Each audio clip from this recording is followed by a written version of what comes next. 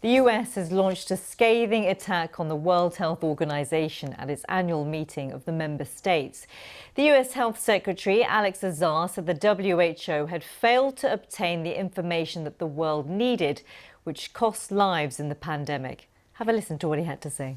In an apparent attempt to conceal this outbreak, at least one member state made a mockery of their transparency obligations, with tremendous cost for the entire world.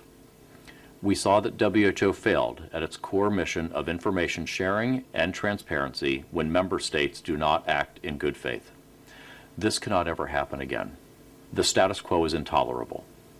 WHO must change, and it must become far more transparent and far more accountable.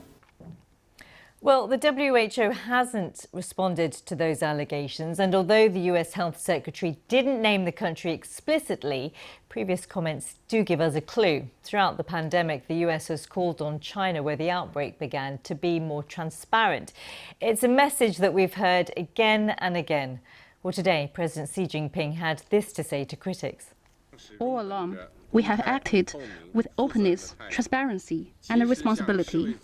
We have provided information to the WHO and relevant countries in the most timely fashion. We have released the genome sequence at the earliest possible time. We have shared control and treatment experience with the world without reservation. We have done everything in our power to support and assist countries in need. Well, let's get more analysis from our China correspondent, Steve McDonnell. He's saying China has been completely transparent. He said that his country supplied the genome sequence as soon as it possibly could to the rest of the world, but then went on and said that China was going to pledge $2 billion in support for developing countries trying to tackle this emergency. Chinese hospitals are going to pair with 30 African countries. He's going to set up a sort of global response base in China for emergencies like this in the future. And also said that pushing again into the future, that when the emergency calms down, there needs to be a sort of good look at the global response with its inefficiencies, what went wrong, what went right, with a view to completely overhauling the way all countries have handled this. And the message was that really we have to be able to do better than this, because there could be more disease emergencies like this coming in the near future. Well, all member states, that's 194 of them at the WHO, met virtually as leaders push for an independent review of the global handling of the pandemic. WHO Chief Dr. Tedros was first to speak, urging countries to be open to scrutiny. He made this announcement. I will initiate an independent evaluation at the earliest appropriate moment to review experience gained and lessons learned, and to make recommendations to improve national and global pandemic preparedness and response. Well, South Korea's President Moon Jae-in also weighed in. He called for the WHO to be given more legal powers to ensure countries report outbreaks and share data. We must update the WHO international health regulations and strengthen them with binding legal force. A new infectious disease could emerge at any time, and we must be able to respond more quickly and effectively. Infection-related data should be shared among countries in a more transparent manner, and an early warning system and a cooperation mechanism must be jointly established.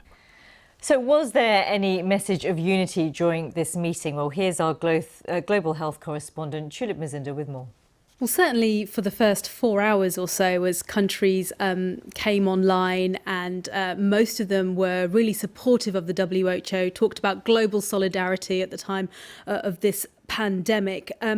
And we do know, that, as you've been hearing, that there are calls, international calls led by the EU and Australia for this independent inquiry into the WHO's handling of the crisis. But all of this sort of goodwill kind of stopped when it came to the US's turn. And you heard the US representative speaking there. They were very, very critical of the World Health Organization. They didn't name China, as you mentioned, specifically, but talked about a member state that hasn't been completely transparent. So this is really the World Health Organization stuck in the middle of a bigger geopolitical fight between China and the US. Now, the US isn't by far the only country that has criticised China for not being transparent enough at the beginning, and also has criticised the WHO for being too praising of China, and also potentially declaring a pandemic too late and not handling it as well as it should have done. But really this has become, this has sort of clouded conversations today. Like I said, most other countries were very supportive of the WHO, but this will be the headline, I think, coming out of this meeting. And moving forward, obviously now there has to be some kind of cohesive action between the member states, the willingness to be transparent and share data when it comes to virus infections and deaths. Is that likely to happen?